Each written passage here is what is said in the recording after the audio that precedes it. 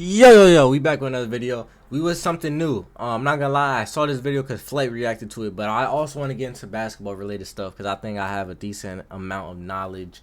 I'm not so delusional with basketball and I'm not biased. So if you guys can see, a massive change is coming to the NBA. I honestly don't know what to expect. I don't know if they're gonna talk about the trades, the rookies, whatever. But let's get straight into it. On April 1st of this year, the NBA and its players agreed to a new collective bargaining agreement. The announcement of this new CBA broke news Players are free to sign new CBA with for about a day or two, and then it was shrugged off in the midst of the regular season. For the most part, it's a bunch of contract jargon, new financial structuring and incentives, nuanced agreements between owners and players that us fans I don't know if this is a dumb question, but does NBA players have 401ks? couldn't care less about. But built into the details of this fairly routine league adjustment are three major rule changes to how the NBA will operate. Three adjustments to rules, systems, awards, and honors that have been in place for decades and will change the way the NBA and its players navigate the season. Today's sponsor is HelloFresh. You didn't even tell us nothing. It's 2023. Does anyone really have time to be cruising a free meal? I don't really care. Mumbo jumbo that I this season forward. The first one is a new rule regarding the minimum number of games a player must play to receive individual awards and or be eligible for all NBA team selection. Previously, this I don't want to threshold pause was this because or about 70% of the season. But under the new CBA rules, a player now must play at least 65 games in a season to qualify for all awards and honors. The overarching goal of this change being to reduce the amount of load management around the league. And surely, this change will do just that. Over the last 3 seasons, of the 45 players who were selected to an All-NBA team, 15 of them wouldn't have even qualified under the new rules. In fact, LeBron James would have missed the cut in all of the last 3 seasons. And 15 superstars not playing enough games over the course of 3 seasons may not sound like much until you realize that in the previous 19 seasons, but I don't think nobody cares about that. 15 players made all NBA teams without playing at least 70% of the season. For bro, me personally, bro, I don't care about 10% more games played throughout a season for every superstar around the league may have a larger impact on the game than you would think. Which leads Ben Rohrbach of Yahoo Sports to beg the question, is it worth squeezing a handful more games from these stars to risk rewarding less prestigious candidates? Yes. Absolutely. I don't think it's that and this deep, minimum though. game requirement will also be in effect for individual awards, such as the MVP, Defensive Player of the Year, Rookie of the Year, and so on. The minimum game requirement here will have less of an effect on the league since voters are already in a silent agreement that in order to be the best at anything, you have to play most of the games. This is the exact reason why, excluding shortened seasons, there's only been 2 MVP recipients that played less than 70 games since the league moved to the 82-game schedule in 1968. Bill Walton in 1978, and Joel Embiid just this past season. But still, we will inevitably see this new rule begin to change the way stars around the league navigate each season. Over the past decade, here are award winners that, under the new rules, wouldn't have even been eligible, including Jaren Jackson Jr. for Defensive Player of the Year in 2023.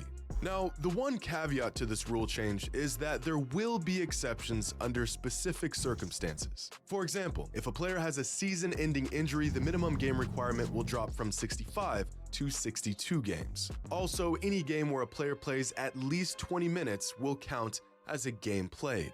And I think we can all see exactly how this exception will be exploited. And to demonstrate this, I want to point y'all to AC Green. Throughout the 80s and 90s, Green was a solid contributor in the NBA, but his legacy is remembered for his untouchable record for consecutive games played in an NBA career. From 1986 to 2001, AC Green did not miss a single basketball game.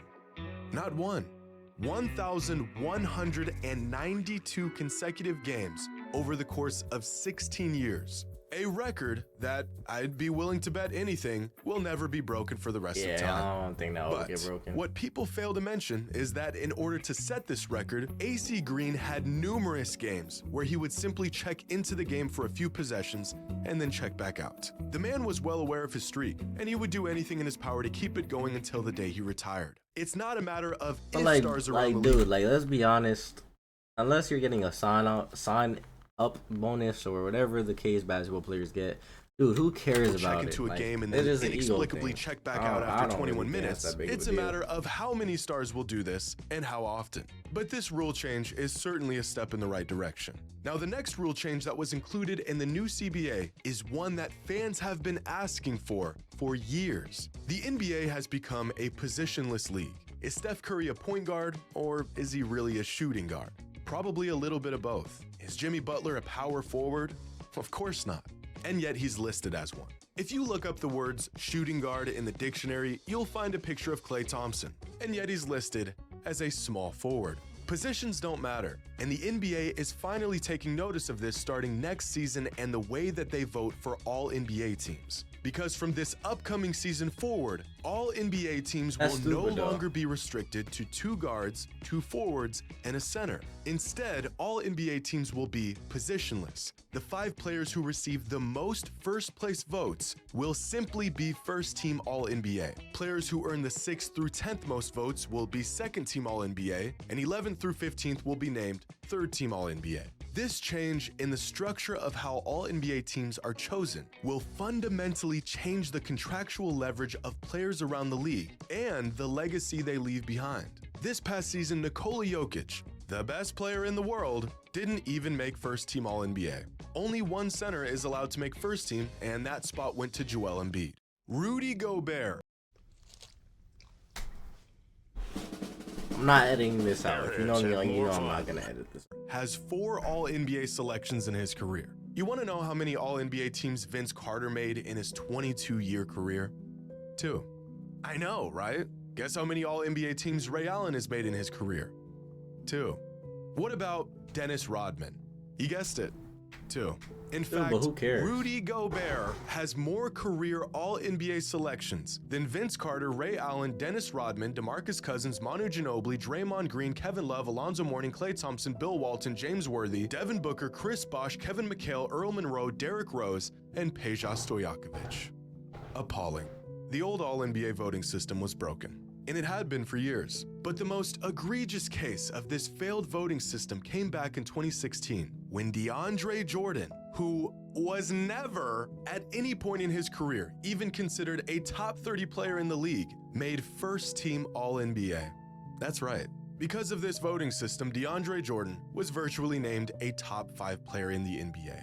That same season, Kevin Durant, at his apex, did not make first team All-NBA. Change was in need, and to demonstrate just how much these alterations will affect the NBA, here are the All-NBA teams from 2023. Now, considering the new minimum game requirement and the positionless voting, this is how the 2023 All-NBA teams would look under the new rules according to voting results. Giannis, Steph, Butler, Lillard, and LeBron all missed too many games to make the cut. Jokic makes first team with Embiid, Sabonis, Fox, and Randle all get promoted to second team, and 4 players in Markkanen, Holiday, Brunson, and Anthony Edwards all make their first All-NBA team. Now, the last major change that we'll see in this upcoming season is the new in-season tournament. No official structure of the tournament. Are they doing that this year? I was hearing about it. I actually care about this. Announced yet, but the basic framework is set, and it'll look something like this. The league will be divided into 6 pools of 5 teams. Pools will be comprised of teams from the same conference. And that's about the extent of this plan making any sense. Because out of the established pools of teams, there will be designated days during the first 6 weeks of the Oh my god. I'm watching too much Flay. I don't know how to read. Tournament seeding will be based on in-season results of pool games. The season, where teams will play within their pool. The winner of the winners of each 6 pools will advance to a single elimination stage along with 2 wildcard teams. The league has yet to announce how these wildcard teams will be determined, so maybe record. The semifinals and finals will be played at a neutral site, and the players on the winning tournament team will receive $500,000 each. But here's where it gets really weird. Each NBA team will only be scheduled for 80 games on the season. Teams that do not advance to the knockout round of the tournament will have 2 games added to their schedule, and the teams that make the final round of the tournament will play 83 total games. So let me get this straight. This new in-season tournament will affect the scheduling of the regular season. It will have qualifying rounds built throughout the season. It will lead to some teams playing more games in a season than others, but most importantly, I don't know if anyone's even gonna care. The teams that are already good might not care about the in-season tournament because they have bigger goals. And the teams that have no chance at contending for a championship and might care to win the tournament probably won't have a shot. I think the single elimination format could work in favor of less capable teams, but are the title contenders for the postseason not also the same teams that will be favored to win the in-season tournament? Will the rich not just get richer while bad teams continue to have no shot at winning? But who cares, anything? though? Over the last decade, the NBA has added a handful of new awards that players can win throughout the season. The Hustle Award, Teammate of the Year Award, Clutch Player of the Year, Eastern and Western Conference MVPs. These extra awards get more players and fan bases involved. Dude, I'm not gonna lie. Could be less than 60. You're seeing a lot of bullshit right now. That being said, I'm not gonna lie. That was a waste of time. I don't want that. Like the video, like, comment, subscribe. That's about it.